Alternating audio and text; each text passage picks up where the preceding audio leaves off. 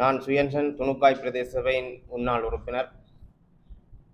இந்த நாட்டிலே விவசாயிகளாகிய நாம் எமது மக்கள் படுகின்ற துன்ப துயரங்கள் இந்த அரசாங்கம் எப்போதும் அறிவதில்லை. தற்பொழுது சிறுபோக அறுவடை ஆரம்பித்திருக்கின்ற போதிலும் விவசாயிகளால் மேற்கொள்ளப்படும் உற்பத்திகளுக்கான நிர்ணய விலை இதுவரை கிடைக்கப்பெறவில்லை. இன்று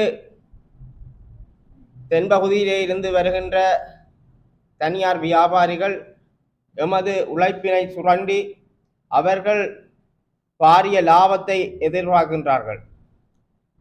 ஏனைய மாவட்டங்களிலே, அதாவது கிழக்கு மாகாணத்திலே 65 கிலோ காணப்படுகின்ற ஒரு மூடை நெல் எமது முல்லைத்தீவு மாவட்டத்திலே 75 கிலோ ஒரு மூடை என்ற நிறை அளவிலே காணப்படுகின்றது. தற்போது எமது 75 கிலோ ஒரு மூடை நெல்லின் விலையானது 6500 ரூபாவுக்கே கொள்வனவு செய்யப்படுகின்றது தனியாரால்.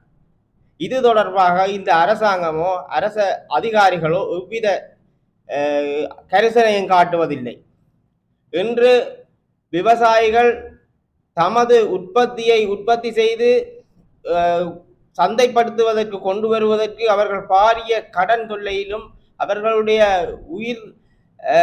உயிரை பணயம் வைத்துதான் இந்த தொழிலை ஆரம்பித்து அவர்கள் செய்து கொண்டிருக்கின்றார்கள்.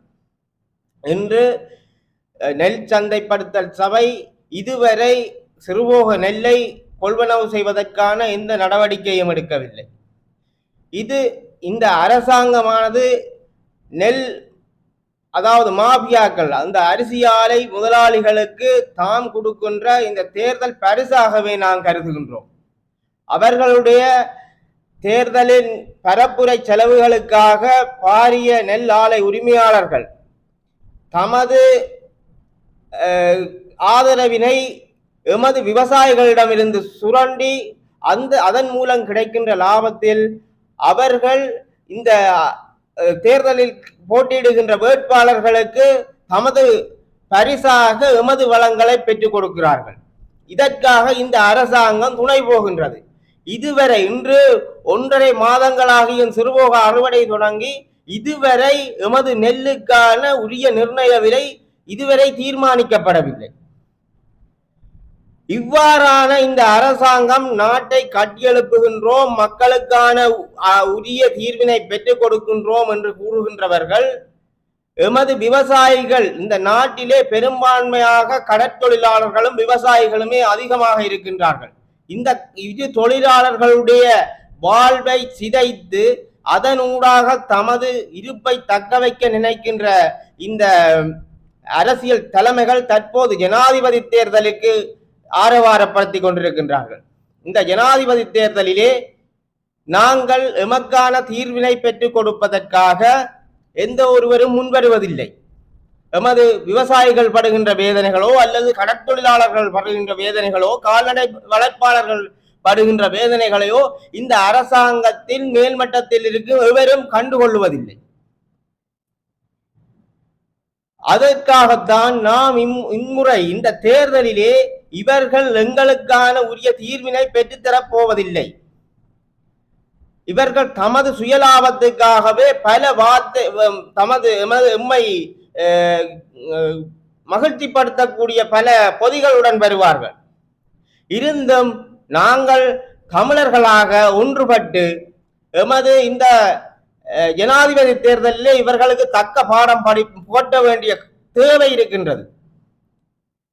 அதனால் எமக்கான இந்த உரிமைகளையும் எமது கடமைகளையும் நாங்கள் நிறைவேற்ற வேண்டும். அதற்காக நாங்கள் இம்முறை ஒரு தேசிய இனமாக இந்த தென்னிலங்கைக்கு பாரிய ஒரு பாடத்தை புகட்ட வேண்டும். அதனால் ஒன்றுபட்டு எமக்கான விடிவையோ அல்லது விடுதலையோ யாரும் தரப்போவதில்லை. எமக்கான அந்த நெல்லின் விலையை கூட நிர்ணயித்து தர முடியாத இந்த அரசாங்கத்தின் ஜனாதிபதி மற்றும் ஏனைய வேட்பாளர்களுக்கு நாங்கள் வாக்களித்து எவ்வித பயனும் இல்லை.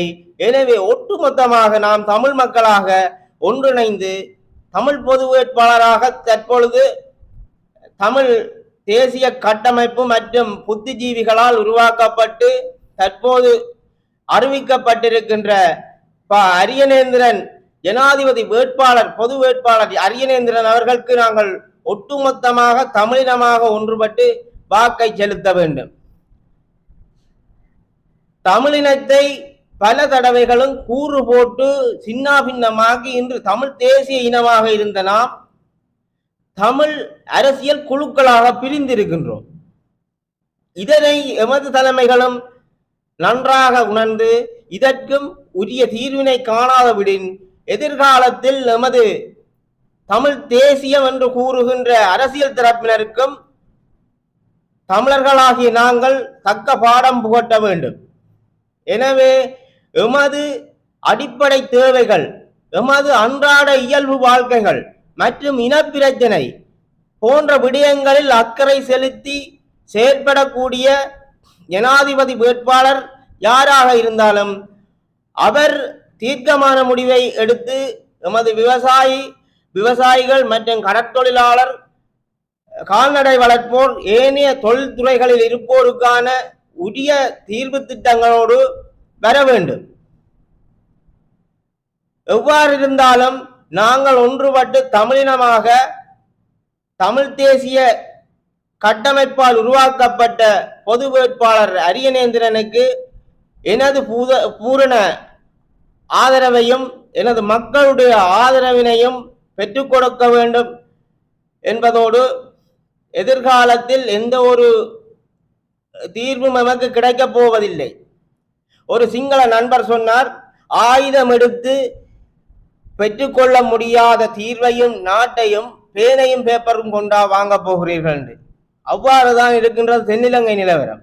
எனவே நாம் ஒன்றுபட்டு எமது தமிழ் பொது வேட்பாளருக்கு ஆதரவை வழங்க வேண்டும் என்று இந்த இடத்திலே நான் கேட்டுக்கொள்கின்றேன். நன்றி.